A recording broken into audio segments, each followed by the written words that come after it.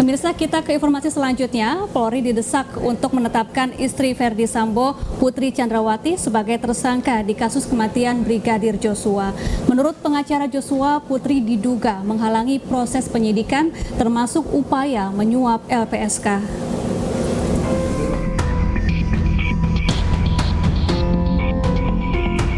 Pengacara keluarga Brigadir Joshua, Kamarudin Simanjuntak, meminta Polri untuk segera menetapkan istri Verdi Sambo, Putri Chandrawati, sebagai tersangka dalam kasus kematian Brigadir Joshua.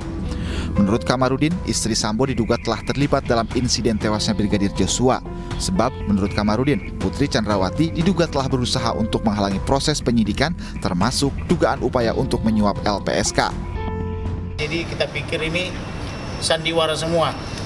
Kemudian udah saya analisa juga percakapan WhatsApp beliau dengan almarhum maupun dengan adik almarhum, tidak ada perbuatan pelecehan itu dari awal, sudah kita yakin. Oleh karena itu, karena saya sudah berusaha menolong dia, bahkan saya kepengen bertemu sama Ibu Putri ini, tetapi dia tidak mau, terus berpura-pura melakukan obstruction of justice juga, persekongkolan jahat juga atau perbuatan jahat, menyebar kebohongan atau hoax juga di tengah masyarakat. Maka demi kepastian hukum, saya minta supaya Ibu Putri segera ditetapkan tersangka. Demikian juga yang lain-lainnya itu yang menghalang-halangi penyidikan maksudnya, yang merusak barang bukti, yang menyembunyikan barang bukti juga harus segera dijadikan tersangka, jangan hanya dikenakan kode etik. Itu intinya. Sebelumnya, Bareskrim Polri resmi menghentikan kasus dugaan pelecehan terhadap istri Verdi Sambo, Putri Chandrawati, yang diduga dilecehkan oleh Brigadir Joshua. Menurut Bareskrim Polri, kasus tersebut dihentikan karena tidak ditemukan peristiwa pidana usai dilakukan gelar perkara. Sementara, Lembaga Perlindungan Saksi dan Korban LPSK menolak dan tidak melanjutkan laporan permohonan perlindungan yang diajukan istri Verdi Sambo, Putri Chandrawati. LPSK menilai ada sejumlah kejanggalan dalam laporan Putri ke LPSK. Meski begitu, tim tetap melakukan pendalaman dan asesmen, namun tidak ada keterangan yang bisa digali dari Putri Chandrawati tersebut. Dan pemirsa, untuk membahas terkait peran Putri Chandrawati pada kasus kematian Brigadir Joshua, kami sudah terhubung dengan Koordinator Tim Advokat Penegak Hukum dan Keadilan atau Kampak, Saur Siagian. Selamat malam Pak Saur, apa kabar?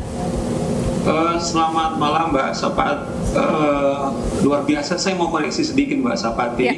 Saya adalah penasehat Kampak, bukan koordinator. Baik, penasehat Kampak Pak Saur Siagian. Ya, Pak Saur, Putri Chandrawati ini disebut sebagai saksi kunci kasus kematian Brigadir Joshua, namun Putri disebut tidak kooperatif. Apa yang harus dilakukan oleh para penegak hukum untuk membuat terang kasus ini?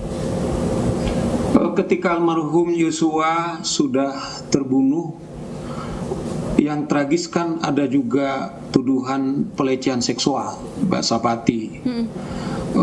Namun ketika tampak kemudian melahirkan melaporkan ke Bareskrim tentang pembunuhan ini, kemudian juga pengacara keluarga Joshua juga melalui pengacaranya juga melaporkan, ternyata terbukti bahwa tembak-menembak atau dugaan pelecehan seksual itu adalah bohong. Nah, ini sangat serius dan sangat tragis.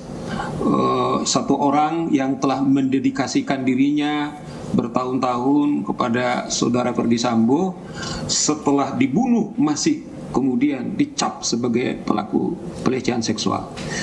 Nah, yang melaporkan saat dugaan pelecehan seksual ini adalah saudara atau istrinya Verdi Sambo, dalam hal ini Putri.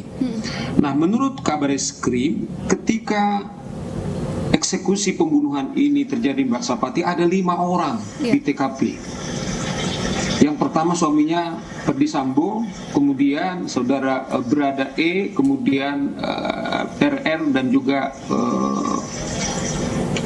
satu lagi nanti saya ingat yang supir beliau. Keempat ini telah ditetapkan tersangka, sementara sampai saat ini orang yang melakukan